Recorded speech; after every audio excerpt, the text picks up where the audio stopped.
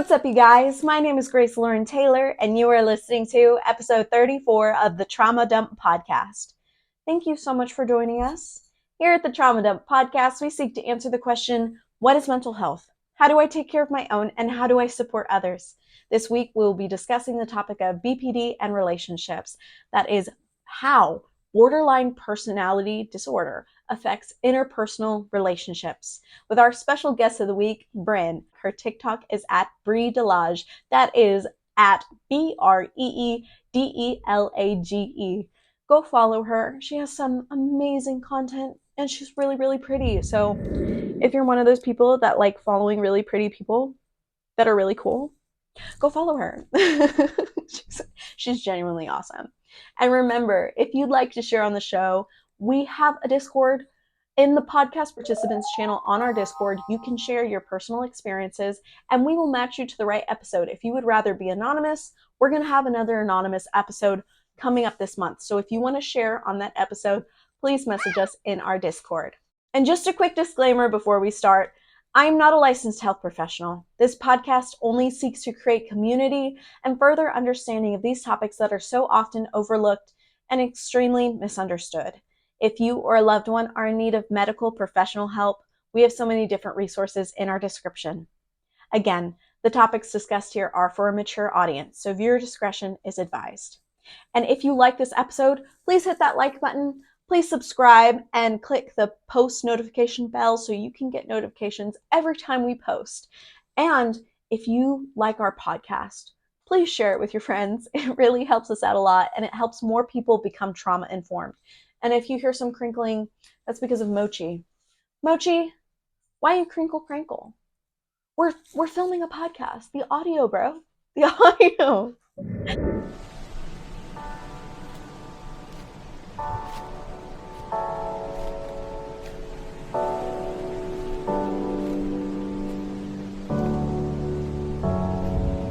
So today we're discussing borderline personality disorder and how it affects relationships. So borderline personality disorder, also called BPD or emotional dysregulation disorder, is a mental disorder characterized by unstable moods, behavior, and relationships. The cause of borderline personality disorder is not yet known, unfortunately, because science really doesn't care about mental health as much as it cares about other things. But I think mental health is really important. And I really hope more people want to take an active role when it comes to their mental health, because I really do. I really do. I'm hoping that more and more people become trauma informed and become self-aware, because until then, we're going to keep acting like animals. Let's just be honest. Let's just be real about that. Until we start to understand ourselves, we're not going to act properly.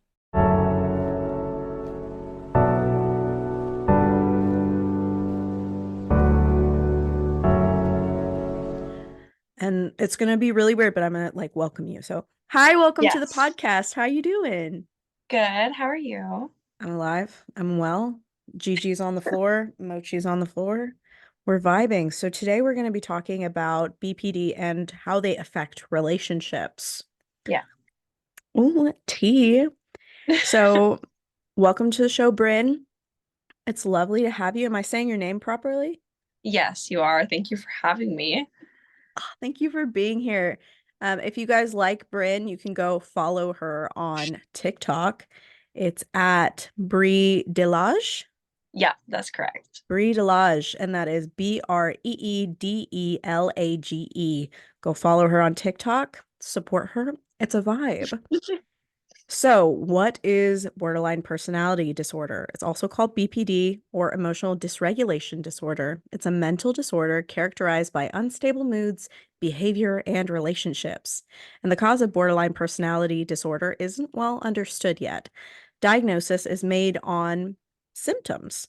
Symptoms include emotional instability, feelings of worthlessness, insecurity, impulsivity, and impaired social relationships. So, before we start this interview, are you comfortable with discussing your personal experiences? Yes, I am.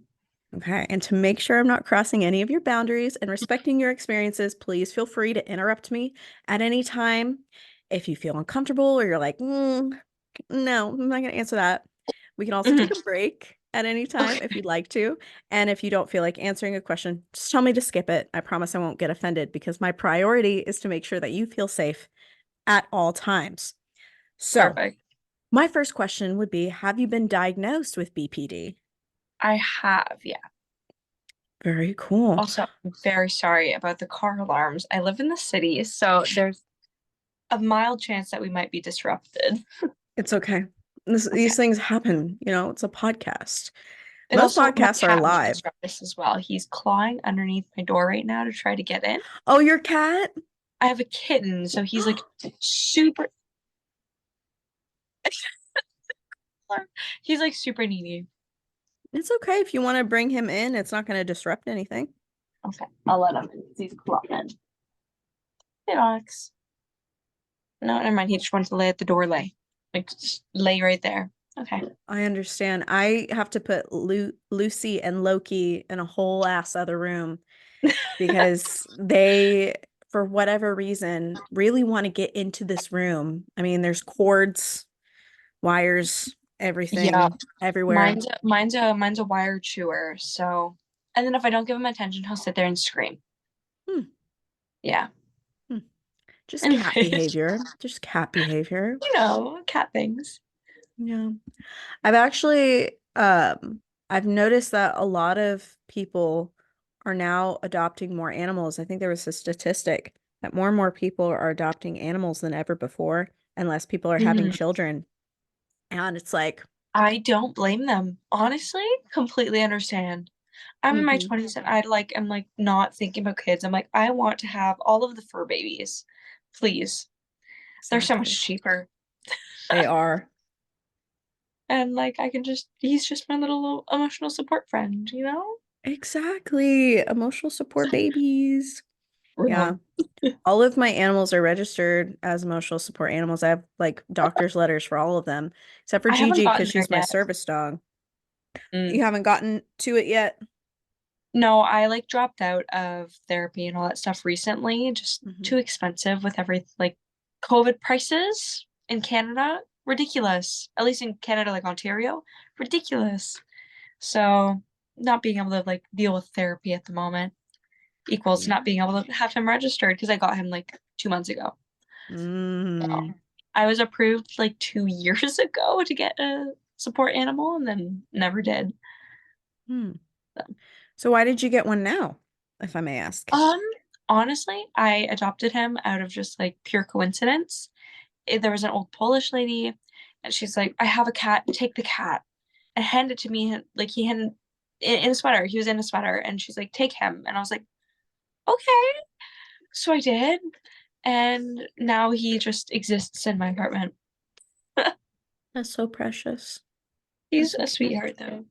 Little orange cat, so he's only got like zero brain cells most of the time until it's his turn. You know, right Until now it's he's his turn clawing. to share the communal brain cell. No, so real. He bites at the underneath of my door because there's the cardboard in between the door. That's his hmm favorite thing. So I thought he was wanting to come in. He just wants the cardboard.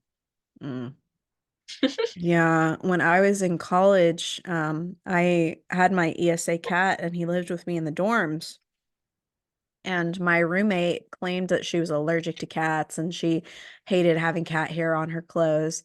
She was Ugh, not allergic to cats because it got confirmed like after I moved out with her new roommate that she told her new roommate, "No, I'm not allergic to cats. I just wanted her cat out." So it's like, that's so dumb. it Like I'm is so allergic to dumb. cats and I own a cat. I love I him with my know. My get his fiance is built-in air allergic to cats purifier. and Like, yes, my fiance is allergic to cats. He'll rub his face all in Loki's belly and yeah, it's like, bro. yep. Just buy an air purifier and it like works everything out. It definitely does. We need to get back into BPD. Yes, we're losing track. We're losing track. So, according to John Hopkins Medicine, mental health experts don't know exactly what causes BPD. Some Mhm. studies have shown that it may be passed down in families. Your social and cultural surroundings may also play a part. For example, you may be at higher risk for BPD if you're part of a community with unstable relationships.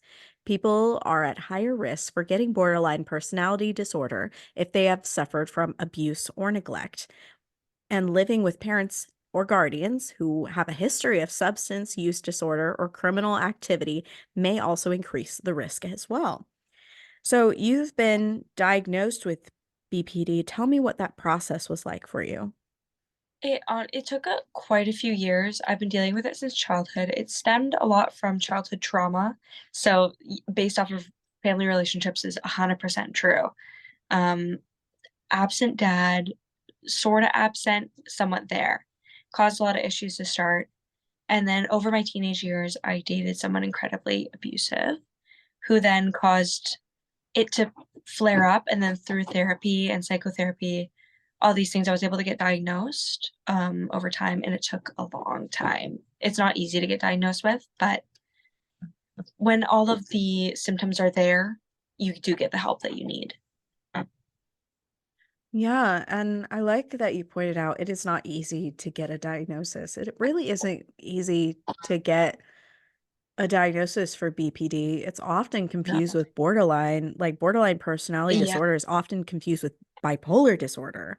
that was a big issue I had in the start as well because borderline and BPD both are something that run in my family. So it was very flip-floppy on which one I was dealing with. But then based on the prolonged areas of mania and lower stems of my emotions, it was proven to not be um Bipolar, yeah. bipolar Yeah. because those are very like within the week, like one day's perfect, one day's not, one day's perfect. Where borderline, it's very much like on a big slope, like one like a whole week you're doing great and a whole week you're not. Yeah. So The highs are high and the lows, they be very matching low. how high. They're like, ooh, Yeah, drastic. it's a huge roller coaster. Yeah, I've done a lot of research over this topic to prepare for this episode because I have another episode called BPD with Ivy. It's Mhm. episode 17 if you guys want to check it out. And check it out if you want to learn more about BPD. But she was expressing like it's really frustrating for her, like a very common misconception that she at least sees on the internet is some people think of it, like young people think of it as like a superpower. Like BPD is like, I don't know, like they have their person. And if you mess with my Pookie, I'll beat you up. And Yeah, when it's honestly it's not healthy is the issue, is they think that it's okay, but it really isn't healthy at all for you or anybody else. It's mhm, destructive. yeah. What is a common misconception of BPD that upsets you? Honestly, just the whole conception that we're crazy. I hear that a lot, and we're not crazy. We have very heightened emotions. Yeah, but any and most of us who aren't even diagnosed do go through therapy and we do learn how to manage our emotions. We're a lot calmer than the day-to-day person because we have to train ourselves to deal with emotions because we don't regulate it the same way that other people do. So Mm, that's one of the things that really frustrates me is being called crazy because you have BPD. yeah. We really need to take crazy out of our vocabulary in general as a I don't get why society. it's used for anything. Like it's just a rude term in general.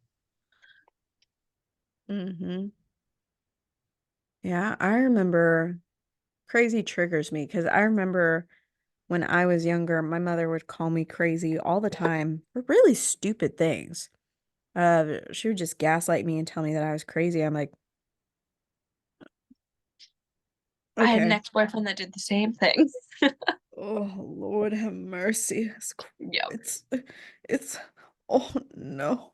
I almost said it's crazy, but we gotta stop it. We gotta We just approach. stop. It's just, it's no, I can't even say insane because that's not any better. Yeah. I had another episode with Griffin where we talk about how language develops over time and these words that we use hold meaning. And, you know, Mhm. it is really interesting to kind of look into your own personal vocabulary, the words, the verbiage that you use to describe certain things. Because for me, it was the introspective. It's just like blew my mind of, wow, I use so many filler words that I don't really mean those filler words, the actual definition of those words. That's not what I mean. I need to expand my vocabulary because man, I do that a lot. and I think it's partly to blame because of at least the public school system in America. Oh, yeah, for sure. It's Even in Canada, it's the same thing. We have the likes, like you use like a lot in sentences. All of the little filler words are all things like that. mhm. We should have a little bit of different slang, but still all the same. It is very interesting. According to Mayo Clinic, which, is a credible source, okay, guys? It's credible. According to the Mayo Clinic, with borderline personality disorder, you have an intense fear of abandonment or instability, and you may have difficulty tolerating being alone. Most of the time, when you are diagnosed with BPD, that's like a key marker is that you have like it's so difficult to be by yourself with Mhm. yourself. You always need to be distracted or doing something or engaging with someone. Why do you think that is? Why do you think that develops? Honestly, a lot of BPD is diagnosed based off of childhood trauma factors. And it tends to be something that you're born with. Like everybody could be born with BPD, but it's something that kind of triggers like a light switch is the best way to look at it. So for me personally, my dad was there when I was very young, and then my parents got divorced and he left. He started a whole other family, and that created some really big abandonment issues in me as a young child. I was 6 or 7. So then from there, that light switch flipped, and I was continuing to grow with BPD being a part of me. And I do think that's one of the big, big, big factors to do with BPD is abandonment. I can 100% agree on that.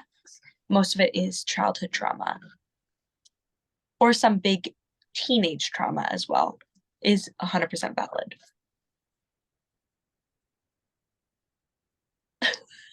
He gave me, Joey just popped in and Is that gave a me mocha this. or the Yes, Java chip? it's a Java chip. Ah, Yes. Joey is like the best man in the entire world. He's so real for Honey, that. I love you. Can you take the babies? Yes. Gigi, go. Like outside? No, just out of here. Gigi, go. Gigi, come here. Thank you. Vibes. It was just a Real. little intermission of I've just, gotten off-brand Stanley from Winners. I don't know if you guys have Winners in America. I have never heard of Winners. What is Winners? So we have a Winners Home Sense, and it's kind of essentially TJ Maxx. Wow, Oh. English? TJ Maxx. There we go. I'm having a hard time with my voice. That's kind of what it is. Hmm. So we have like clothes, housewares, pet stuff, and they have this Hydra Peak because I didn't want to deal with the lead fiasco that I've been reading about. And it was $10 because it was on sale. So, and this ice has been Nice. in here since yesterday. Cheers. It's a real good water bottle for $10, I gotta say. Dude, when I was in the dog park today, so I go to the dog park like at least once or twice a day. I think I saw a video on like you posted of that where you're like keep them on leashes. Yes. Oh my God. Yeah, that happened today. If you guys want to tune into that on TikTok, we are the Trauma Dump Podcast. But so I go twice a day. So that was in the morning, that fiasco. Mhm. Oh, oh, that was so bad. So we come back later on, like maybe 7 hours later, because I have a puppy and she's a healer. So she has so much energy. She needs to go outside. And plus, I get my steps in. I exercise. So, and I'm throwing balls for all these dogs. All the dogs bring me the balls because I can, Dude, some of these people just half-ass throw it. I'm like, softball wind up, June. It goes far. So these dogs know me. They're like, oh, Grace, she's here. Let's bring her all the balls. But there was a woman that I've spoken to a couple times, and her dog, Eleanor, gets along really well with my dog, Gigi, because they're both pretty shy. Not really shy, but like they're not outgoing dogs, right? They're not running off and chasing other dogs or playing with other dogs. It's pretty rare that they play with other dogs, but Eleanor and Gigi, they vibe together. And so I was talking to this lady, and she has a Stanley, right? Real Uh-huh. nice brand new one. And she's like an executive at some company. And she's like, yeah, I got it for free because Stanley is like promoting something within our company. And I got this one for free. And I'm like, uh, Hmm. wow, that's an expensive free gift. That's They're really so expensive. They're so overpriced for a water bottle. I just have to say it. Controversy. Um, Stanley's too expensive. Hydra Peak. Hydra Peak all day, every day. not All sponsored. of my water bottles are Hydra Peak. Not Spawn, but please sponsor her. Like totally. Ew. I love them. I love them so much. Yeah. It's dude, when Hydro Flask was the vibe. Oh my, I never got to own any of those because they were also so expensive. Yeah, I got one for Christmas and I still have it. I literally just packed it today because, we're moving. Are they worth the hype? I liked it. I put a bunch of stickers all over mine. I was that girly that put my stickers Yes. all over it. And a lot of the stickers I designed myself and my dad printed them for me. That's so cool. What? He's such a good dad. I miss him so much. He was such a good dad. Rest in peace, Dad. Love you. Oh, rest in peace. That just became some trauma right there. Oh yeah, it was crazy. Oh my goodness. But no, my dad was such a good dad. And he would get me whatever I needed. Not whatever I wanted. He was that dad to be like, Do "You you want need it or this?" do you want it? Yeah, Yeah, exactly. He's like, I "You was want raised on this? that You gotta motto. work for it. But if you need it, you got it 100%. I'll give it to you right now." And he would always like make me have to describe why I needed something, which really helped with my communication skills of like, okay, why do you need it? Can you tell me why? Instead of just Hmm. saying, I need it. So he got me a hydro flask, a really big pink one. And I was in middle school, I think, at the time. And I had a broken arm from crashing an ATV through two barbed wire fences. So I had my my hydro flask in my like crook of my cast arm, and one girl shoved me down the stairs. Trauma is crazy. And I dented my hydro flask, but it still holds ice, so It might be dented, but it still works. still works. And Hydro Flask was like, we don't have lead. Real. That's a big thing. No No. lead poisoning. We don't need the lead poison stare going on in this generation, please. That's a real thing. Oh my God. I literally was like, ah, no, that's so real. That's so real. The Oh, lead the lead stare. stare. The lead paint stare. Yeah. Oh God. Like this. Dead air. Anyway, so Back on topic. getting back into BPD. When it comes to your interpersonal relationships, why don't we just talk about the ones that you have right now, and then we can delve more into Yes. how those developed over time. But out of your closest relationships, what does BPD affect the most? So, looking like relationship wise, I have been with my boyfriend for about a year now, and communication is a huge problem. And that's stemmed based like only on my side because of how drastic my emotions are from one side to another. So, him and I will get in these nonsense fights, and it literally all stems from me, which is really frustrating because I'll see it at the end. I'll notice, hey, I'm about to blow up over something stupid. I'm about to blow up over something very, very minor that you've said. And I then have to train myself to back away from that, acknowledge that I'm going to say something rude that I cannot take back, stop myself, tell them, hey, can we talk about this in 30 minutes or so?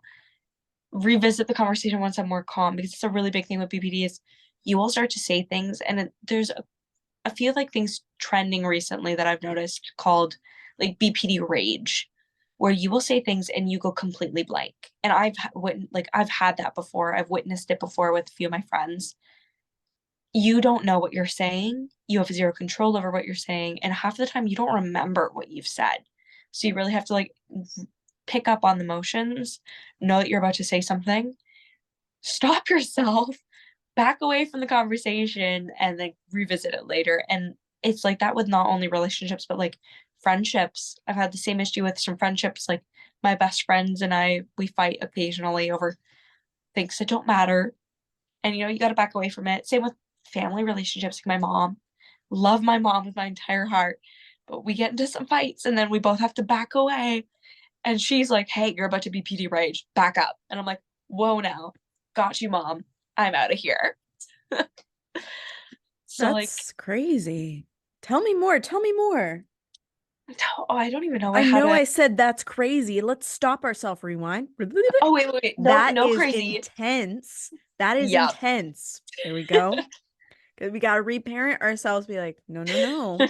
Let's change our vocabulary. That is No more intense. That is crazy. an intense situation of you having to stop yourself in the moment, in the heightened state. It's And really hard too to notice that you're going through those emotions. It's something like I've trained myself through years of therapy. I've been going to therapy for almost 7, 8 years now. It's taken me years to even acknowledge that I'm getting to a point of heightened emotion. And then being able to stop myself is still really hard. So, like, it takes people with BPD years to learn how to, like, read their own emotions just because of, like, how different they are from, say, the average day person. Like, it's really hard to be able to stop yourself before you say something ridiculous. There's a metaphor that my therapist had actually told to me, and I think it might help people in the podcast. But say like you imagine a glass like half full, okay? That's a regular day-to-day person with no mental disorders, like no mental, like they don't have any trauma in their lives. They're living their life. All the serotonin, half full. A little bit of stress comes on, so you add a little bit of water, and it's not overflowing. But somebody with BPD will start their day with their glass completely full. And you add a little bit of stress and you're going to overflow. And you add more stress and more stress and more stress, and you have a puddle at the bottom of your cup now. So that's just how most people with BPD will start their day, is already at complete heightened emotions, and it's hard for anybody to handle, even just without BPD, but regular mental illnesses that everybody deals with. But it's one of the main things that I really was able to look at and visualize, and then realize that if I can see myself about to overflow, I can stop myself. if I can see myself start to overflow, I can stop myself. That is a very great analogy. Like, shout out to your therapist. Like, Brett, She is so real. so real. Oh my goodness. That is so insightful. It really, really is. And it helps me look at it a whole new way because I don't have BPD. I'm very trauma informed though because I've been That's a through a trauma lot. dump podcast. It is the Trauma Dump podcast. Um, yeah, I really appreciate that analogy. I'm processing. I'm like, I hope it helps like the listeners really visualize it and be able to see it from their own perspective. I've explained it to a few people that I know that don't have BPD, and it has helped them like immensely be able to visualize kind of where I am in the day versus where they would be at in the day. And they're like, well, how come this minor thing affected you so much and it didn't affect me? It's like, well, here's the difference. I'm up here and you're down here. So I'm already down at the bottom now. yeah, and trauma affects everyone differently. I like to use the car crash analogy. Say that you and your friend are both standing on the like sidewalk and you notice a car run a red light and the car T-bones another car. And say you know who the driver is, but your friend doesn't. You witness the same event, right? You witness the same event, but it will affect both of you differently because you have a personal connection with the driver who, Mm. let's just say, is dead versus Yeah. the other person who, yeah, also witnessed the same event but doesn't have the same connection. And you can add so many different layers onto it of everybody has so many unique experiences, and the way that these things affect us are so nuanced that that's why it's so important to talk about these things like trauma dumping and talk about what we're going through and effectively communicate with one another. Because if we don't, people can only do with what they can with their own experiences and apply it to you. And a lot of times, that's not adequate. That doesn't help. Mhm. And that's really part of the reason why I created this podcast was honestly to share what I'm going through while also giving other people the space to actively talk about what they're going through and open up the floor to so many other people to listen in and learn about these intense situations that so many of us have gone through in a way that doesn't stigmatize what we're going through, doesn't belittle the experience, doesn't belittle Mhm. the person. It's just we're having an open and honest conversation. There's no judgment. It's just chill vibes. And it's really helped me so much. I look back because I've been doing this for about 7 months now of full time of doing an episode every Sunday. Eh. And I look back on one of my first episodes of little me just in this room all by myself, just talking about my experiences. I'm like, oh, I'm so proud of myself because I was in a much worse place then, you know, mentally, physically. I was having like seizures almost every single day. And now I don't have them as often because my seizures were caused by stress. And now that I Mhm. have a way to manage my stress, my body's not having a visceral reaction to said stress, you know? Yeah. And I think it's really important, like how you said with your own BPD, is to manage it before it gets extreme. Yeah. You know, borderline personality disorder affects how you feel about yourself and how you relate to others and Mhm. then behave. And signs and symptoms may include an intense fear of abandonment, even going to extreme measures to avoid real or imagined separation or rejection, a pattern of unstable, intense relationships, such as idealizing someone one moment and then suddenly believing that that person doesn't care enough or is cruel. Rapid changes in identity and self image that include shifting goals and values and seeing yourself as bad or as if you don't exist at all. Mhm. They're so intense. Yeah. And the way that they affect other people is also super intense because other people are not feeling what you're feeling. And they see, they have their outward perception, they see what's happening. And a lot of people don't know how to address it or how to help, really. Yeah. What are your And a lot thoughts of on people, that? well, a lot of people simply just don't understand. It was something that I've had to teach people that are around me in my day-to-day, wow, English, day-to-day life. Um, that it's something that I live with and a lot of people live with. And there's certain steps on how to be able to help somebody with BPD. Like being able to say, I used my mom as something earlier, saying how she will tell me, you're about to go into a BPD fit. Take a step back.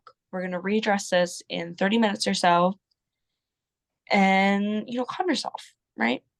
So it's something like somebody as like bystander, an outside view, kind of learn to see, like, notice the signs and then kind of like help move the person from there, like If you think they're going to be able to have a conversation and be okay, go for it. But if you think that they're 100% going to like lash out and their emotions are too heightened to handle this right now, don't tell them to say calm down, is one that I hear a lot. Calm down, or your emotions are too big. Make them quieter. That I hear a lot at work, which is frustrating. So instead, just be like, hey, you seem like you have some big emotions right now. Let's all take a step back. We're going to talk about this in 30 minutes. Cool? Cool. We come back and we can have a normal conversation over it. But I can really see how it would affect people who don't have BPD and who don't understand, right?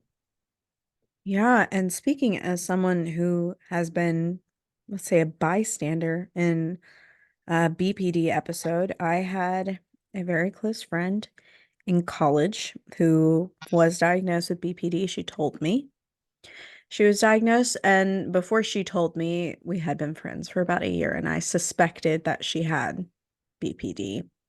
Mm-hmm. And she had a long distance relationship with her boyfriend at the time, and he lived in Michigan and we lived in Texas. So it's pretty long distance. Yeah. And she idealized this man very highly, and I only met him a couple times during their like 3-year relationship because he lived so far. And I remember her talking up this man like all the time. And yeah, I was like happy for her. She would tell me all the time that, oh, I'm gonna marry him. He's the love of my life. And I was genuinely excited for her. I really loved her very much. I wanted to be there for her. I wanted to be her friend. I wanted to support her. I cared about her so much that I helped her get a job at the place that I worked at. The managers loved me, so I'd always like butter them up so that we could be on the same like shift together. Um, and I genuinely cared about her. And one day, she told me that, oh, this guy is gonna come her boyfriend is gonna come to Texas. He's helping one of his friends move to Arizona, and they're going to drive through Texas. And she was just elated. Like I'd never seen her so happy or so excited or so just like a huge like emotion. She greeted every single customer that came in. She's like, hi, hi, hi, welcome, welcome, welcome. Like, let me take you to your seat. Like, very, and I was very concerned. So I was like, with the big highs come the big lows. Mm-hmm. So I didn't know what was going to happen, but I had a sense that something was going to go amiss. Like I already felt that. And her boyfriend canceled on her because they decided it saved more money to just get a plane and fly him down and with all of his stuff rather than driving, I think it was a couple thousand miles. They were like, it makes more sense.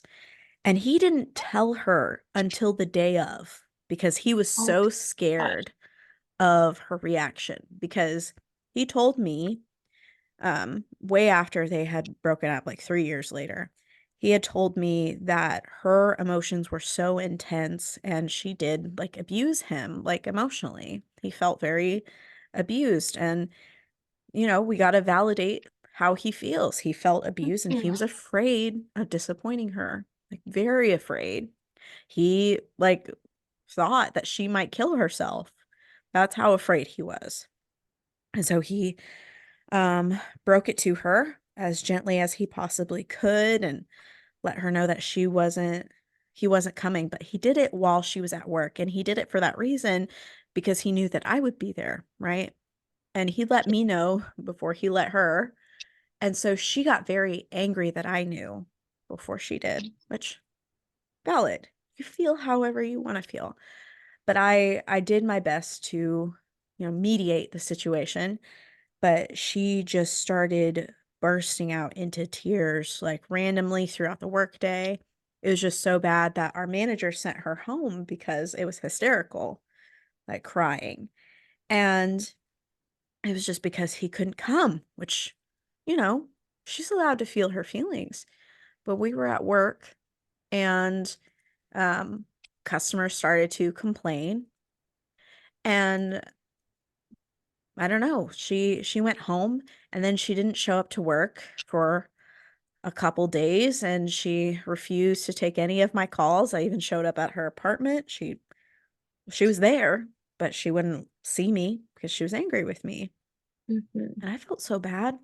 Like this is a shitty situation to put me in. I was like, I don't know. I did the best I could. I did the best I Yeah. could with what happened. And she would flip-flop between loving this man and hating him for the randomest things. And she would tell all of her friends about that. But it was interesting because she had some friends that just hated him because she didn't like him. So she would go to those friends to talk shit about him. And then she would come to other friends to talk lovey-dovey things about him, which I don't know. I That don't actually is know. a common thing with BPD, unfortunately. The very in love and very wanting to hate someone is incredibly common, unfortunately. I've dealt with that myself, and it is a huge topic that I don't even know like we would be able to cover that, but it is a whole big topic. Tell me what your thought process is. Let's get into it. So, like the best quick rundown that I could think of personally, like for based off of personal experience, is I dated this guy for almost 2 years. It was a big relationship for me. I was 16, so dated him till I was about 18.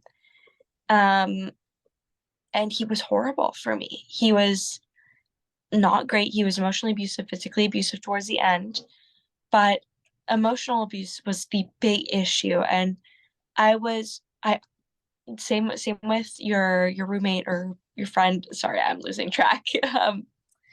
But he was like my everything. Like all I could see in my life was him. He was my everything. If I lost him, I was worth nothing. And that was a really big high. And then we would get into these fights over things that did matter. I'll give it that. Cheating, texting other women, whatnot. And it would always come down to you'd be nothing if you lost me. And then because of the way my emotions work, I was convinced that he was telling the truth. Oh, here's my cat. Um, um, but he'd convinced me that, and it was so easy to convince me that he was everything to me, and that's all I could get. And he was basically like the world's creator in my eyes. It was insane. It was actually crazy, and I will use that word for that. It was crazy. Um, But then I would tell my mom about it and I'd tell my friends about it. I'm like, oh, I love him so much. He's my world. I love him so much. And they're like, girl, do you love him or do you love the idea of him? Because that is not okay. And then it came to the point of me hating. There was a flip of the switch and I decided that he was the worst human being on earth. And it went from here to down here in the matter of seconds, where I just decided that he was the worst human being on earth. And I did that with a lot of my friends as well, where they were the most important thing in the world. And you dedicate as like when it's with somebody with BPD is you'll dedicate the entirety of your time to somebody. You won't make time for other people.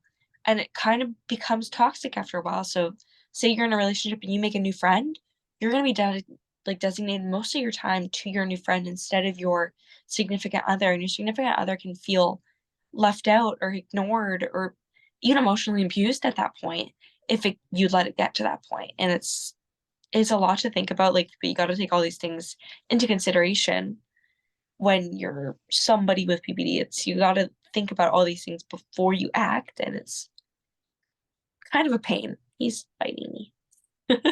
He's just a baby. He's just a baby. He doesn't know any better. He just wants the attention.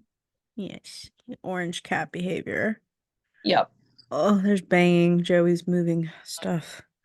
Lord, Lord. Oh, it's so intense. This room has never been messier. And as someone who is a self-proclaimed clean freak, I was a professional cleaner, like deep cleaner for a while. Like I'm I just would. like, oh, but I gotta live with the chaos for a second because it's warranted. Oh, Lord. Just have to Everything's gonna be okay. Joey is thumping things around because he needs to. And the room will not always be a mess because there will be nothing in this room. Fair. If it makes you feel better, I can't hear the thumping, so that might help with the podcasting. Okay, good. 'Cause I can hear the thumping. I can also feel it. This apartment is the shittiest apartment I've ever lived in. I'm so glad to be I'm out just of it. worried that my roommate through the walls. Oh, I think we're good. I think we're good. He's gaming right now, so he's going insane. He's going a gamer mode. Oh yeah, Oh, every goodness night. gracious. Gamer mode every night. No, Every dude, it's night. every night. But you know what? It says wind down time, so my wind down time is this thing. Mm. Meep, meep, meep. Oh, He'll we just have a knock take at the door. Who could it be? It's Gigi and Mochi. it. Oh, hello. Hello, children. Gigi knocks on doors. He just screams. It's kind of interesting. Hi, Gigi. Gigi, you want to say hello? Hold up. Wait a minute. It's a Gigi. Wait, Gigi, come back. Gigi, hold still. Siéntate. Oh my goodness. Gigi, sit. She's like, nah. Okay. She's so cute. There's Gigi and Mochi. De Oh, Bebis. Oh, hello, De Bebis. But yeah, animal break. yep. For There. those of you listening, please make sure to drink your water.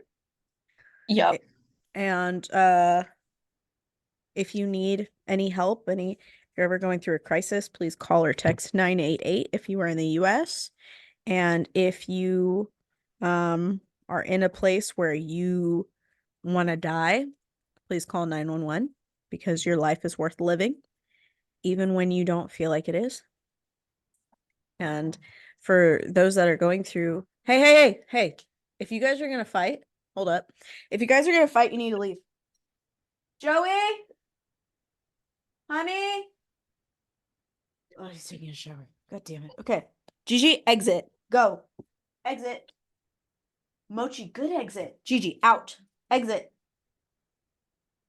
Georgia, get out. Go, Mochi. Follow. Thank you. Gigi's name whenever she's in trouble is Georgia. My little sister's in Georgia. Nice. Yup. Pretty good name. I might be biased, but I think it is a good name. It is a good name.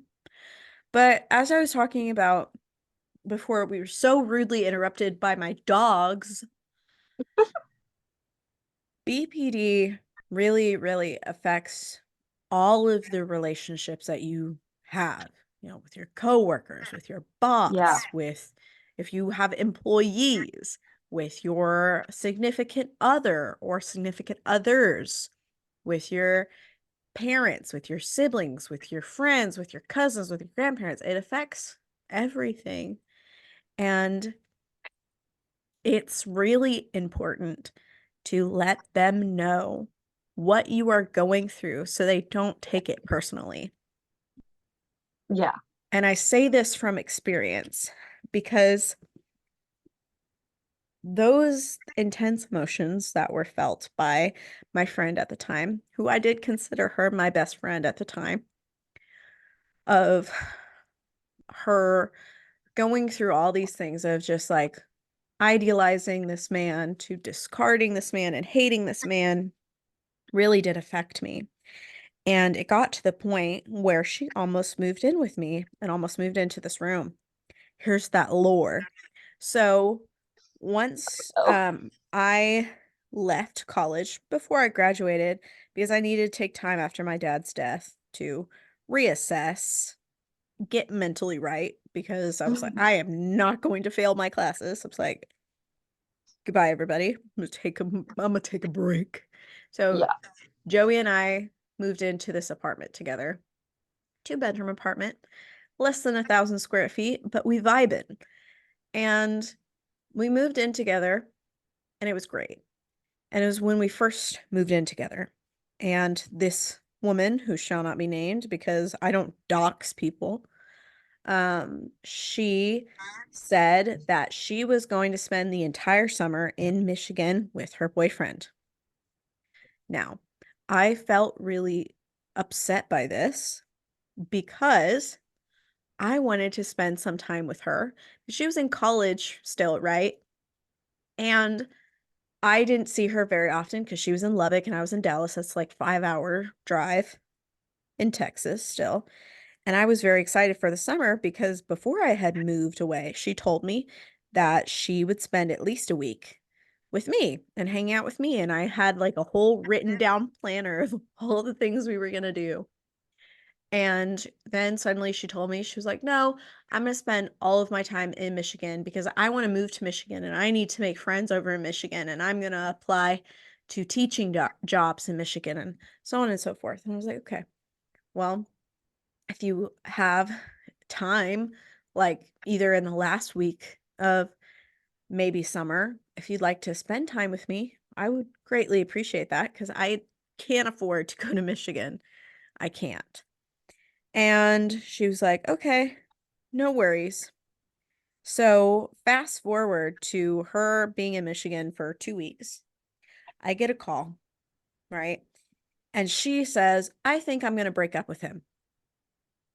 I was like, What? what's going on? And she's like, nothing is going according to my plan. And I said, okay, well, what was your plan? She's like, well, when I got here, he's living with his parents because there's mold in his apartment and they're cleaning it out. And his parents just announced to us that they're getting divorced. It's like, oh, that's like a big deal. That's a huge Yeah. deal. I'm like, how is he doing? Like, have you been there for him? Like, what's going on? She's like, well, I don't know. He told me that we were gonna go out on lots of dates, but he's been spending most of his time consoling his mother and not spending time with me. Like, well, Rightfully so. well, yeah.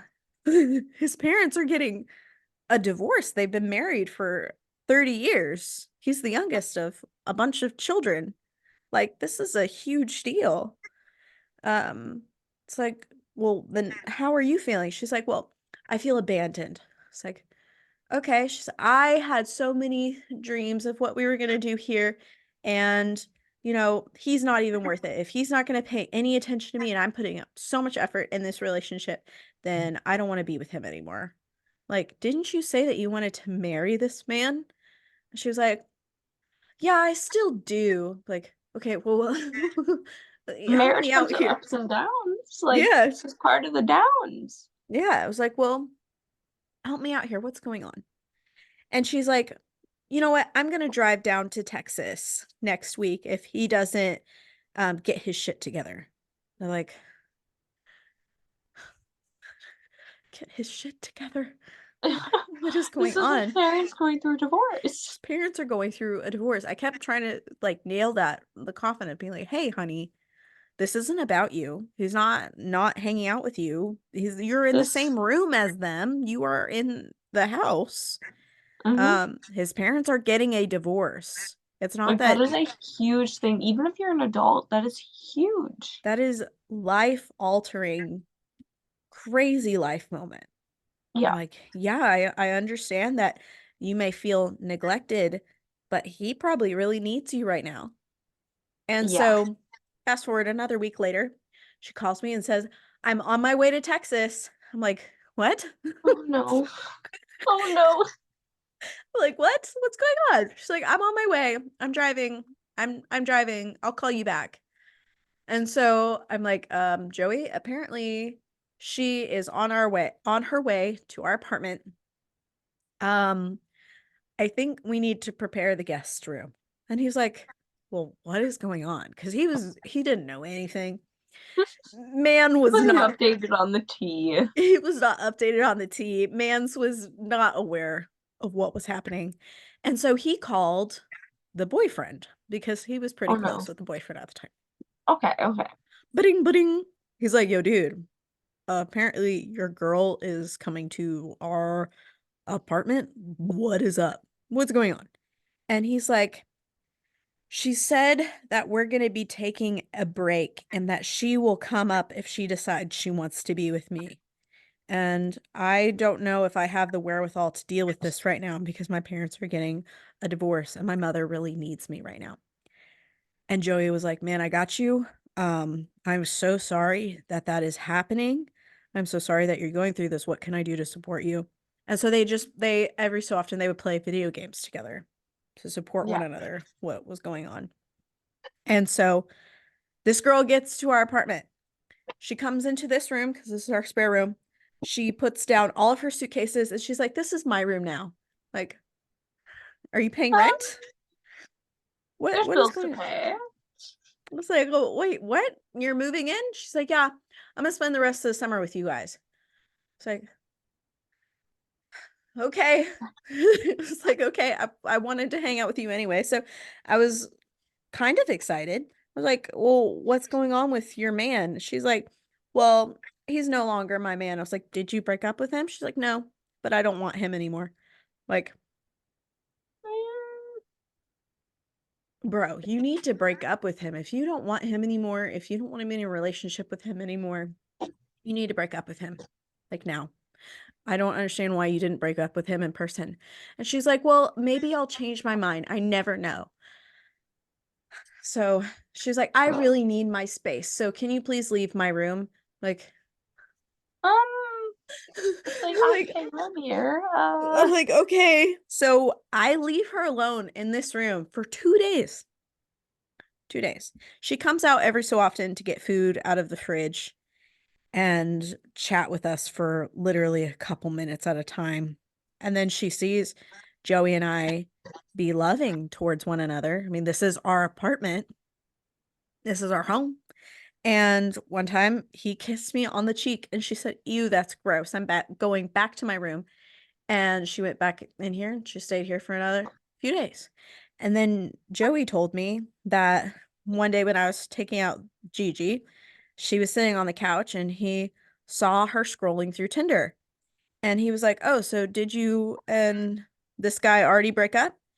And she's like, no, we haven't broken up yet. And he's like, dude, that, mm-mm. That's cheating now. Yeah. That's He's like, mm-mm, you're not going to do that because that's my friend. This guy was his friend now. And he's like, yeah, you're not going to do that. So you need to break up with him or else I'm going to tell him. And so she then broke up with him over the phone. She apparently left a couple suitcases still in Michigan. He had to ship them to us. But by the time that they got here, she had already started dating a new guy from Tinder and she moved in with that new guy. oh my And god. yeah, yeah. And she had her own apartment, but she moved all of her stuff in with that new guy and had her parents continue to pay for her lease.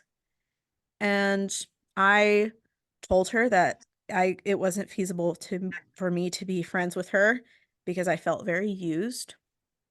And I'm not saying this is the same for all people with BPD, but I felt very No. used. I felt very discarded also. And I didn't appreciate the way that she treated me. And so I cut all my ties with her. And I found out through the guy that she dated that apparently she started dating both of the dudes at the same time because she liked the idea of two guys chasing after her and he was still in love with her, and he's wanted her back still. And yeah, for like a year she was dating two guys. She was living at one guy's house while like cheating on the guy she was living at the house with her previous boyfriend, and it was it was intense. That is And intense. Oh my. mm-hmm. Not all BPD people are like that. I can say it confidently. Um, but I can see how that would affect your personal relationship with her. Um, my best friend thankfully also has BPD. So we get into these fights, but then we can both recognize that we're both being very intense and can calm down. But we've gotten into the same kind of conversations over I feel used. I feel discarded. I don't feel like I'm a person in this friendship. And then we have these like big sit down conversations and we're like, no, I love you and she loves me too and we're best friends and it's okay.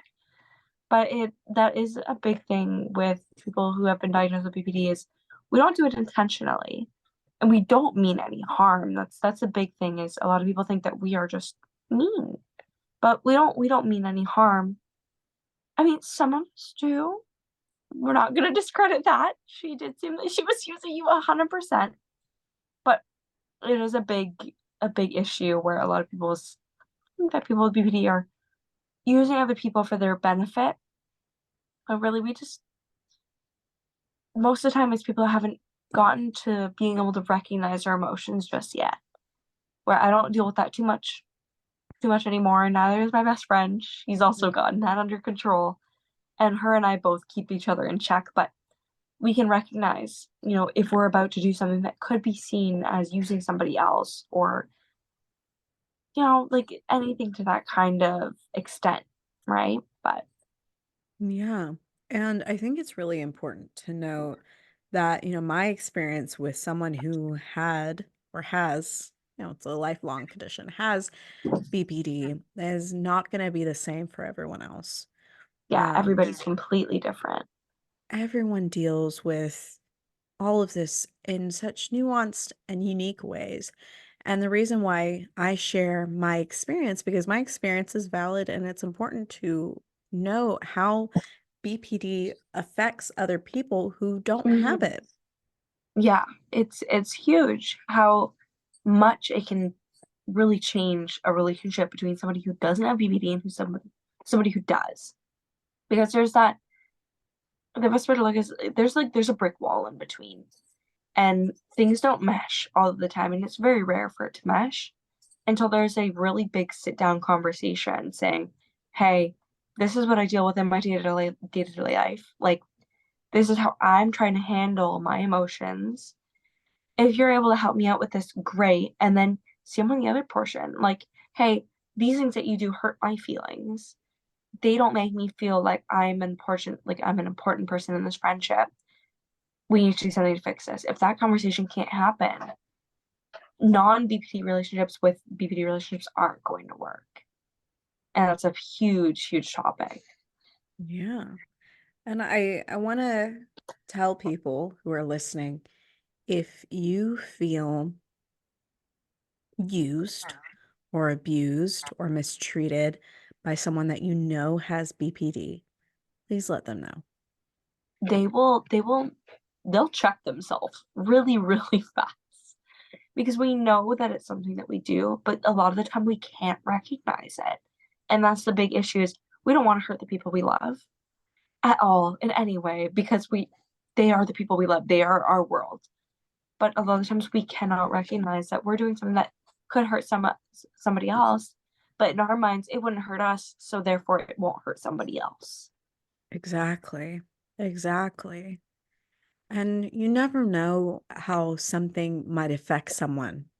You really never know. Like, dude, I'm going through it with some of my friends currently. Have some of my friends who I love so very much, and they're dealing with their own stressful situations. And so am I, but I'm very, very open. I've Mm-hmm. always been very open about what I'm going through because that's just me. That's just me. That's since I was a bitty little Twinkie baby.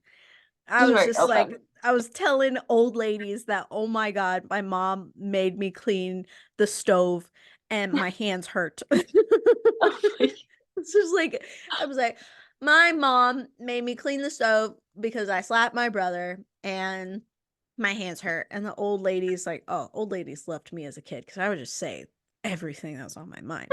But some of my friends I've noticed a lot of my friends that I'm really drawn to, which this is something I need to check for myself of what's going on, that I've noticed that I'm drawn to a lot of people that are withdrawn, a lot of people that are they don't really confide in other people for what they need, and a lot of people that are struggling. And I've noticed that I've been drawn to those people my entire life. This isn't a new development in Grace Lauren Taylor lore. This is everything. That's been there. It's been there. I've gone through it. I'm now becoming cognizant of my patterns of how I choose people that I want to be close to me. And I've recognized it. It's because of my mother. My mother has diagnosed narcissistic personality disorder. There's a very big difference between someone with BPD and someone with narcissism. There's some overlap, but That is a big thing as well. That is a huge topic coming from somebody with a father with narcissistic tendencies. He's not diagnosed, but it is very clear with everyone in our family that that is an issue. Because It's with narcissism, you have the 3 phases of idealization, like discarding, and coming back.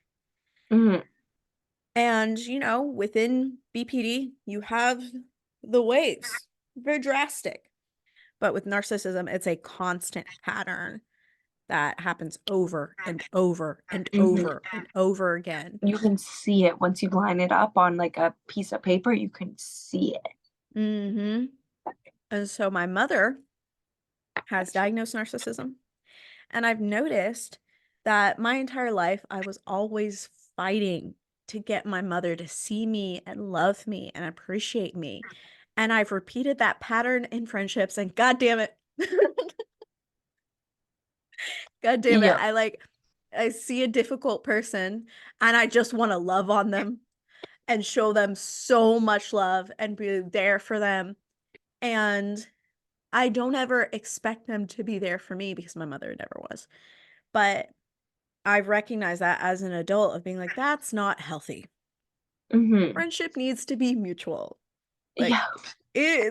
for it to be like an actual relationship, it needs to be mutual. Okay, mutually beneficial, mutually growing together, and mutually caring for one another and being able to critique one another, like open, honest. And a lot of my relationships are not that. And I've No, I had to get that. I had to take a step back and actually, I don't want to ever discard anyone. I really don't, because I've been discarded my whole life constantly. And I know how it feels. I know how crushing it is. But Joey and I have talked about this of I I need to stop texting these people first and begging them to hang out with me. You have to I need to let stop them it. reach out to you and have them prove themselves. Mm-hmm. I've been through the same thing with my father, except it's with relationships instead of friendships. I will search for that kind of attachment in men because that is who I'm attracted to. But it becomes difficult over time because you find people that aren't great for you. Same with friendships and or relationships. You're drawn to them. They're horrible for you. They don't make you feel any better. If anything, they're draining you. And it's so much harder to let go of them because of who you see them as. Yeah. It's almost like I see their potential rather than their current state. Yeah. And I'm like, you Like guys, they could be great. They could be amazing, but are they? No. No, not really. yeah. But something needs to grow within themselves to become great. Yeah. It's so true. And it's terrifying. It's terrifying to open up to someone and then after you have recognized that they're not opening up to you, they're not being mutual with you, you're getting scraps of what a true relationship is. And when I finally got like a real best friend more recently who actually gives a damn about me and is pursuing a friendship with me, actively calling me, checking in on me. Shout out Catlin.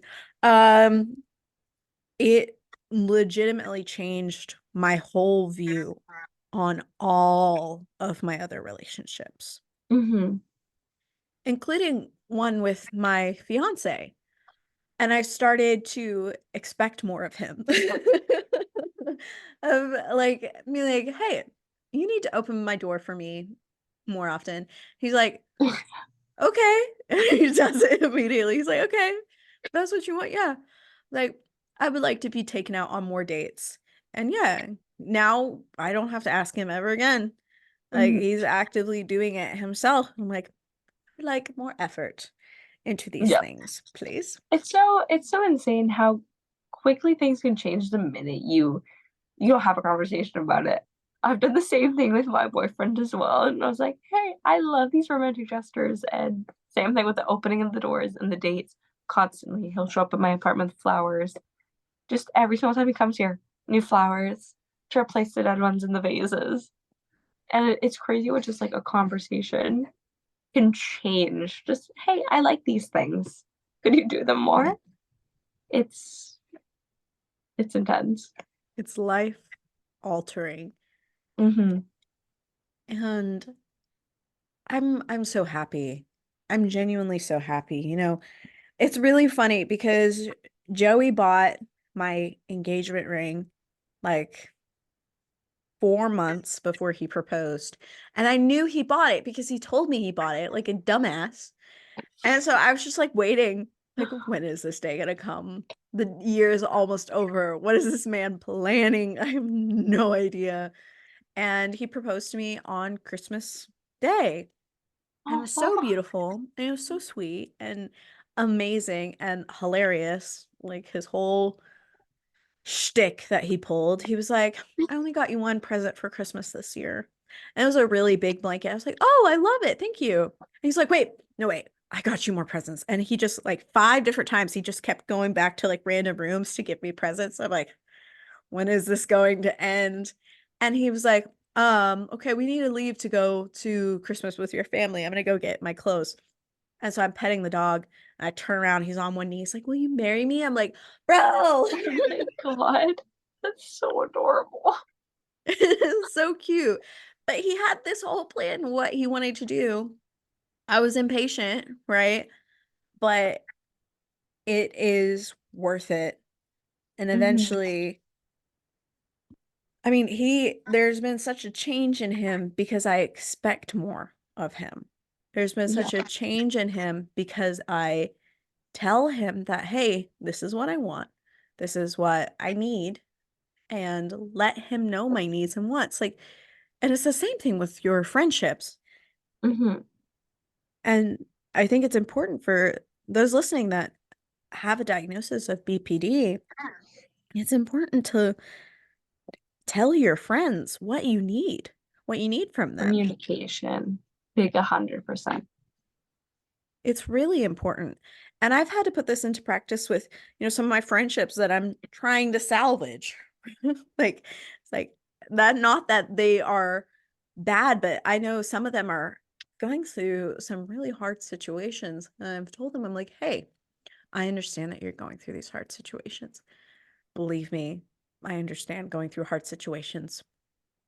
But if you don't allow me in, if you don't confide in me, if you don't ask for help, there's legitimately nothing I can do. And our friendship is going to dwindle Mm-hmm. because friends need to rely on one another. I can't be the only one relying on you. You can't tell me that, oh, I can call you whenever I need you. And then when you need something, not tell me. That's setting me up for failure. It really is. That friendship is no Yeah. longer mutual. I want to support you. If you're not allowing me to support you, this isn't this isn't a friendship. And the friend that I communicated this to, really acknowledged it and was like, yeah, you're right. I was just so scared of burdening you because I know that you're moving and you're going through all this stuff. And I know moving is really stressful and you've been house hunting and you're waiting to hear back on these houses. And I just didn't want to add more stress to your plate. I'm like, you're not adding more stress to my plate. It's never, when someone tells me what they're going through, that never adds more stress. If anything, Yeah. it relieves stress because then I know what's happening so I can act accordingly and I can support you in the ways that you need because you let me know what you need. If you don't let someone know what you need and you just isolate yourself, you're really doing yourself and the other person a huge disservice. Yeah. And what my dad would always tell me this, the worst thing that could happen is someone telling you no, but you'll still be in the same situation that you're in right now. If you need Yeah. help, the worst thing that could happen is they tell you no. But you're not in a worse situation because they tell you no. You're in the same situation you're in now. And it really helped me have so much perspective growing up of being able to ask for help because that's what we need more these days is the people that are asking for help are being heard, Mm-hmm. that their pain, that their turmoil is acknowledged. Because even then, for me, if what I'm going through is acknowledged, it can help me so much to even further integrate that into my mind of what I'm going through so I can take steps to get through it. There's like this little thing in your brain. Once you say what's happening to you, you can process it fully. That's why therapy is so important. Mm-hmm. Yeah. What other treatments have you gone through for your BPD? Honestly, just I haven't gone through a lot. I've gone through regular therapy and then I've gone through psychotherapy. Through hospitals was my main source of diagnosis. Is I went to the hospital during a crisis and it was a children's hospital because I was underage. And they gave me a psychotherapist, and that's how I really got diagnosed. And then through that, I went through psychotherapy and regular therapy every week. And I would just go through, I did group therapy and also singular therapy. Group therapy was really, really nice because it allows you to connect with other people who are kind of going through the same thing as you. Obviously, everybody's a little different, but it lets you be able to talk about things and not feel alienated, is the best way to think of that. But personally, I haven't gone through a whole lot. I've been able to keep myself pretty grounded, just with my wolf pack of people I have in my family being able to help me out. So I've been pretty lucky personally. And genuinely, I'm so happy for you that you have gotten the help that you need and that I your pain appreciate has that. been acknowledged and that your family's there for you. I mean, that is a blessing. Yeah, it really is. Yeah, my mom and my sisters are so incredibly supportive. Even my brother is so incredibly supportive of it. He's able to recognize it. They're all able to recognize it and help me out whenever I need.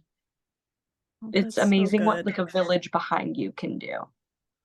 Exactly. That's what we're trying It's to why create here. communication is so important because I was able to tell them and say, "Hey, this is what I'm feeling. This is what I'm dealing with," and they were like, "Yo, we got you. You're family. You're somebody we love. We'll be here for you no matter what you need." Oh, That's the biggest thing I could tell somebody is just communicate it. If you're in a safe environment to do so, obviously. If you're not, then don't force yourself. But if you are in a safe environment and you trust your family members or the most important people around you, talk to them about it because they can help you more than anybody else can. that's true. And if you are not in a safe environment to communicate what you're going through, we always have the Discord server. It's Mm-hmm. free, it's anonymous. You get support for literally anything that you're going through. Just talk to people because I know we're not in person, but it still helps. And you never know how much your friends could help if you just let them in, if you just Yeah, let them know. Right? Society tries to make mental health something to isolate, but that is the exact opposite of what we need when we're going through these things. it should be talked about 100%. It's not something you should go through alone because it's not something you can handle alone.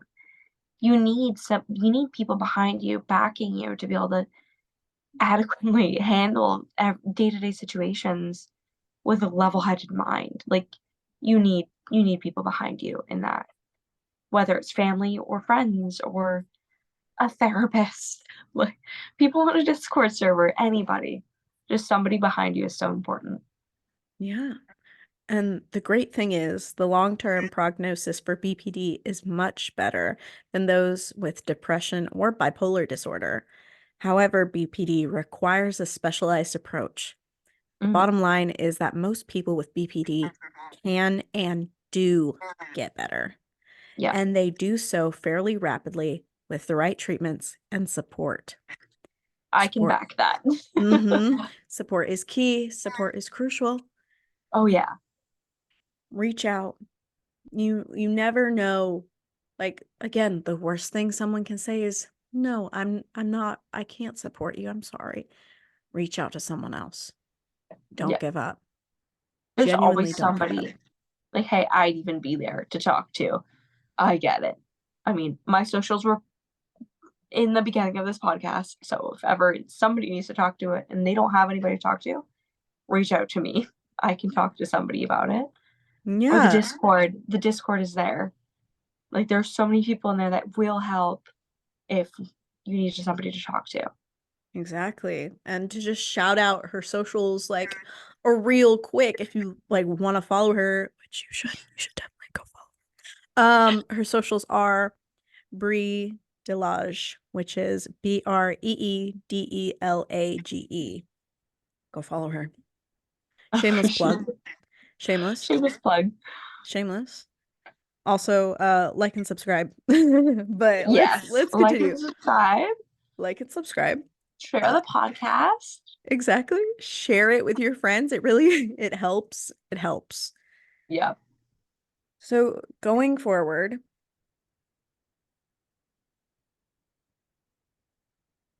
how has your diagnosis helped you? Honestly, it hasn't changed a whole much, like a lot in my life, but I've been able to really like pinpoint things. So I'm getting really escalated in an argument, and I can now pinpoint because I've got a diagnosis and I've been through therapy and I can now regulate my emotions adequately.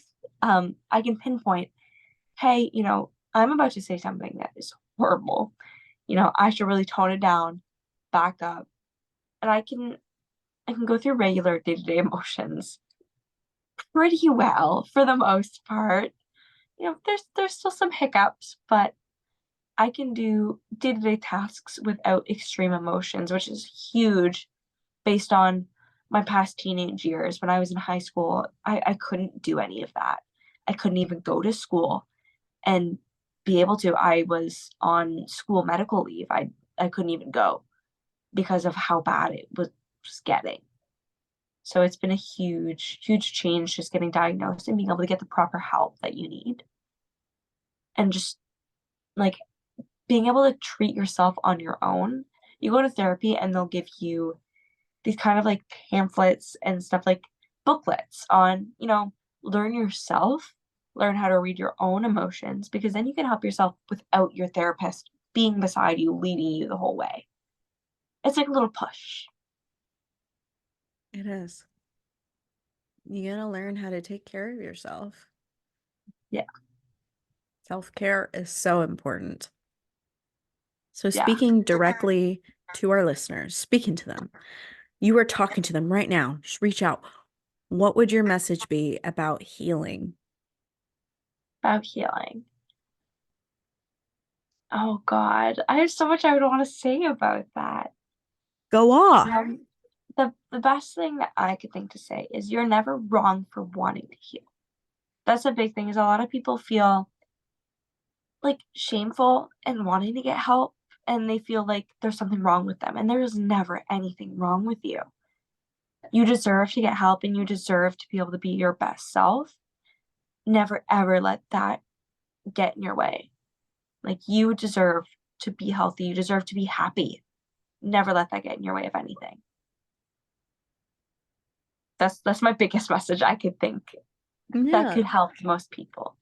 Yeah. Don't get in your own way of healing. Don't ever think that you deserve to suffer. No one deserves to You suffer. never deserve to suffer. You deserve to be happy all of the time. And I'm not saying like that people that have committed crimes don't deserve to suffer. That's not what I'm saying. But in general, the general populace, the general people that are going through mental health struggles, Yeah. you do not deserve to suffer. You, Especially not alone. That's a especially big not thing. So alone. every time you isolate yourself, and you don't deserve that. You deserve somebody. Whether it's your family, your friends, a therapist, you deserve somebody. Yeah. Humans are social creatures. We are not Mhm. supposed to go through anything alone. No, get an emotional support animal. Amen. Yup. Amen. We're all for that over here on the podcast. Get an Oh ESA. yeah. Oh yeah. And if you have a disability and you are able to train that animal, do it. Oh yeah. Do it. I mean, that was the most life-saving thing that I ever did was start training Gigi to be a service animal, task train her to do these things to help me. Saved my life. I can't stress that enough. She saved my life because, animals are intuitive. They understand emotions. Oh yeah. But once you start to task train them to do certain things for you that actively help you in other ways, life-changing. Oh yeah. Life-changing. It's huge. Because it's you taking initiative in your own healing. It was it was one of the biggest healing things for me was taking initiative of being like, okay, what works and what doesn't work for how I'm going through these things. What do I need? If I need a hug, I can train my dog how to hug me. I can train my dog how to lay on top of me and provide that That sense of pressure. comfort, like the pressure of Yes, being like a weighted blanket, but it's an animal. exactly. Um, she's the best. Shout out, Gigi. I love you, dog. Shout out to my dog. Shout out to my dog. I feel like that would be in a rap song. Shout out to my dog. They got me through I the feel like that fog. probably is in a rap song. It's 100% an ad lib somewhere. Yeah, it has to be. Do you have any resources or recommendations you'd like to share? Any things from Uh, Canada? Not on hand, no, actually. I didn't think to write anything out, but they are they're on Google. They're very accessible. I'll Um, Google it. I'll put it in the description, guys. If you are in Canada, 911 is a big I one got you. if you are feeling to the point where you don't want to live anymore. 911 is a huge one. I can't remember the suicide hotline offhand, but there is one specifically for Canada. And we also have a kids helpline here. I don't know if in America they have that as well, but it is plastered over school washrooms and things like that. Reach out to those if you're underage. They can help you. I've been there, done that. They will help you. Um, there's therapy for kids that are under the age of 18 in Canada. Most of the time it's free. If you're under 18, reach out to anybody in that kind of domain. You can get help there. Huge, huge thing. Just Google it. They're everywhere. They're different numbers for every province and territory, but they are everywhere. And I will put them in the descriptions, but like off the top, the kids Yeah. helpline is 1-800-668-6868. Yeah. Pretty easy. Or you can text 686868. It is free. They got you. Yeah. That is the And they can help kids. in any kind of situation. They are great. Yeah. Okay. So Canada has the same suicide hotline as America. That is Do they? 988. Yeah. Oh, okay. I didn't know that. 988. Call or text 988. Support is available 24/7. All right. 988, guys. Yeah, universal numbers. Universal numbers. Okay. We'll put that in the description for those of you that like would rather copy paste. Yeah. I see you. We see each other. So from my understanding, dealing with BPD can be very isolating. I want to inform you guys, please avoid the temptation to self-isolate. Make it a Always fine. priority. Yeah, make it a priority to stay in touch with families and friends. Find that person. You know, that's the best thing I can say. I've had that one person in my life, and she's been there since the beginning, and she's been my rock. Find that person, and you will be set. Exactly. You guys, you need the support of people who will listen to you, make you feel cared for, and offer reality checks when needed. Please don't neglect your physical health either. Okay? Brush your teeth, wash your hair, wash your face, wash those armpits. If you ain't washing your armpits, wash your armpits. It's needed. It's needed. Okay? Wash your body. It's important and it can help. Oh, You it can can make it a help. fun thing. You can make it a Yeah. fun thing. That good Put on a nice shower. song, you know? And There's if you like, can't handle standing, take a bath. Oops, drop the oh, phone. Take a bath, you know? Baths are nice too. You can make it so cleansely, like yeah. There's a meme that's like me dreading the shower because I think this is the bad place. When I'm in the shower, this is the good place. I've been showers are so avoiding. hard for me. I can't do the texture thing. Hmm. Um, Diagnosed with autism as a young child, but that's not part of this podcast. Do you want me Can't to do the take that texture out? thing. No, it's completely fine. I'm completely open with it. It's just not part of the topic of the BPD, Yeah. whatever. Not part of the Um, topic, but just like a little lore. Little lore. Textures, huge issue for me. Can't do showers because I can't handle the in between of being dry to wet and wet to dry. Baths, I can do no problem as long as they're minimum of an hour long. Hmm.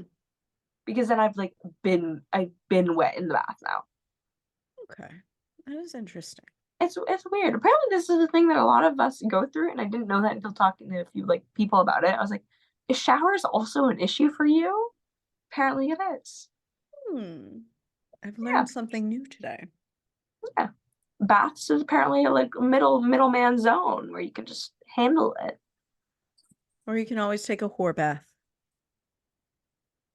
I love whore baths. Honestly, genuinely, I do. When I fell down a flight of stairs and ripped my gluteus maximus, like ripped it away from my bone, Oh my dislocated a God. bunch of stuff. Yeah, it was crazy.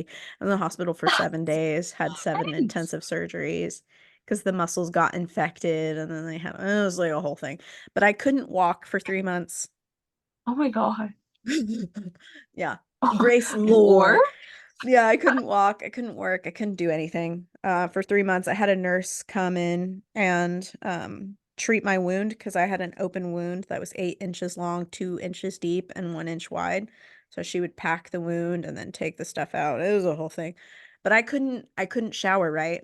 And so she would give me whore baths. It was so fun. Honestly, such a fun time.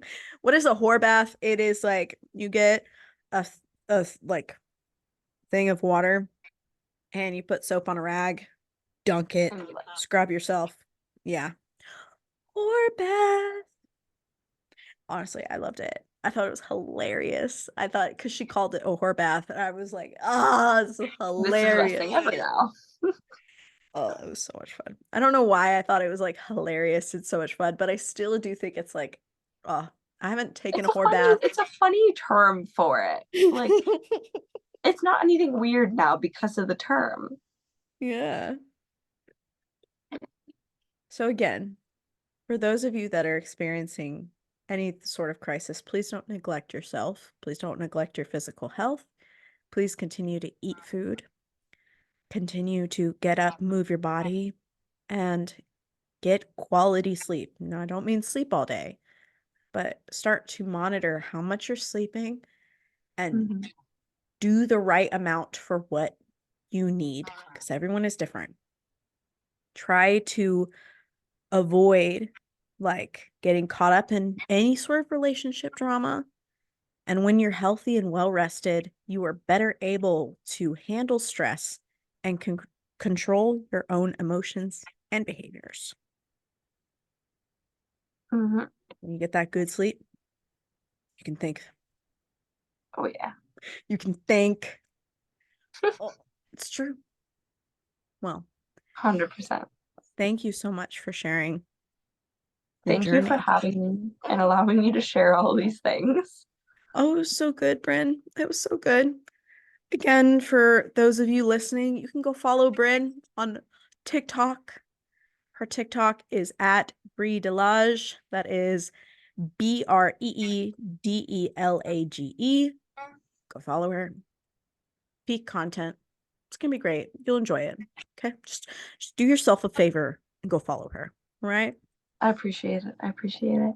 I don't have a whole lot of mental health stuff going on right now with my TikTok. I used to post a lot about it, but slowed down with posting recently It's okay. because of mental health. Gotta take a mental health break. Yeah, and that's But appropriate. If you need to take a break, take a break. take a break. Take a break. Okay. Okay, theater. Shh. Shh. Okay. No, wait, that's so real. I have 2 theater degrees. I need to like, Oh my god, I wish I just did like theater and stuff in high school. bro, I'm a professional. Like actually, it's like, oh, it's too much. I'm also a voice actor and I'm also a vocal coach and an acting coach. So That's actually really cool. if anybody wants to take lessons from me, hit me up. Shout Here's my out. super prof. Like, hit me Shout up. out. You can do Zoom lessons with me. I am a teacher. Okay. I have methods. I got you. Yes. Thank you so much for sharing, Brynn. No problem. It was a pleasure.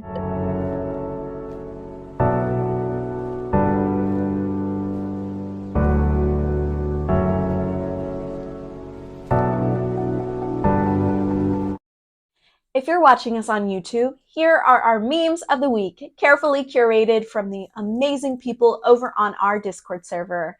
Let's get into those memes.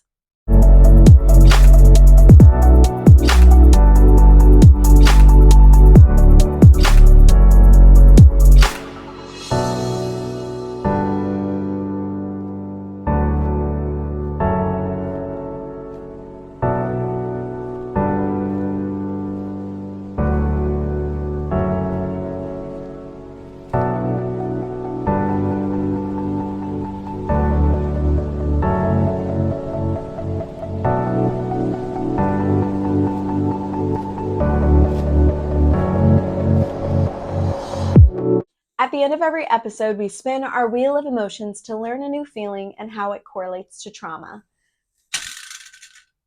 Ooh, anxious, overwhelmed, worried. Okay, so it landed on anxious. Dude, let's be real, like for like 2 seconds.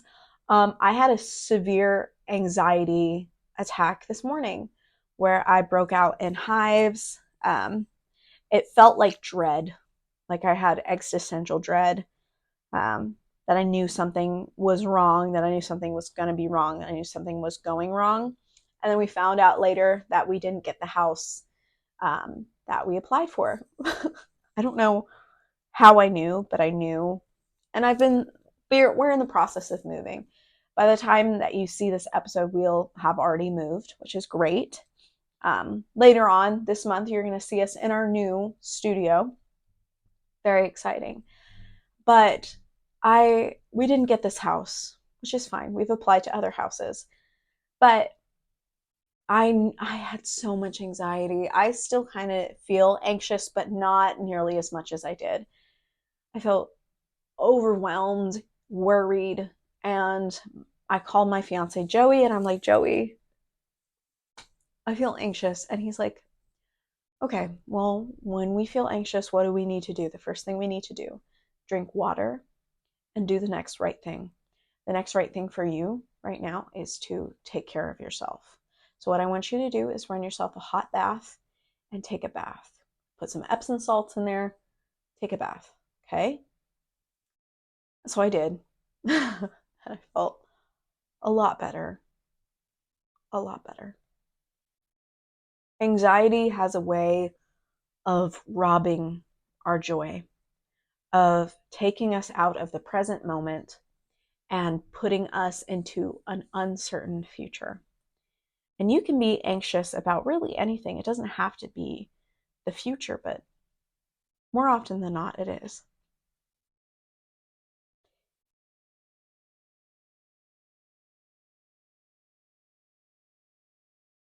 For me, whenever I'm anxious, I reach out to other people to soothe myself because when I'm anxious, I'm in my head. If I step out of my head, if I reach out to other people, if I involve other people in what I'm going through, it helps me out so much. It really does. And it helps ground me in the now, in the reality of the situation, and how I will get through it. This isn't the end of the world. It's just a new opportunity for something different. And that's the way that I have to look at it. It's just a new opportunity for something different. Thank you guys so much for watching. And special thanks goes out to our Discord users. I see you.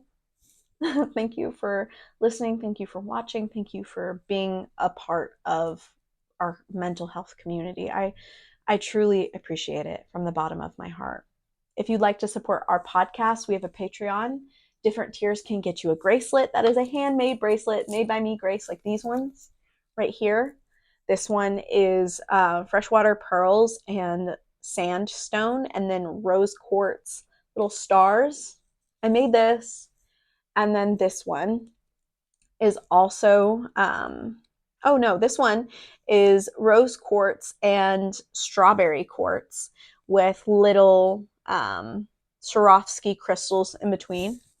I made these for myself because I hardly ever make anything for myself. And, I noticed that. My whole little business is Gracelets by Grace. You can follow us on Instagram if you want to. Where I make the custom bracelets and jewelry and other things. And I'm like, I make so much, but I don't make things for myself. So I made something for myself and I feel really good about it. But yeah, if you want to support us, you can join us over on Patreon, or you can check out our bonfire, which is custom apparel designed by yours truly. All the links to that are in our description. Any support helps us out a lot. So if you feel compelled to, please like, share, subscribe, send this show to your friends. Okay, it really helps me out a lot, and it helps our channel grow, and it helps more people become trauma informed. Remember, you are capable of a fulfilling life in spite of your circumstances and your trauma. May you rise again from the ashes and be filled with peace, hope, love, joy, and understanding. I'll see you guys in the next episode. Goodbye.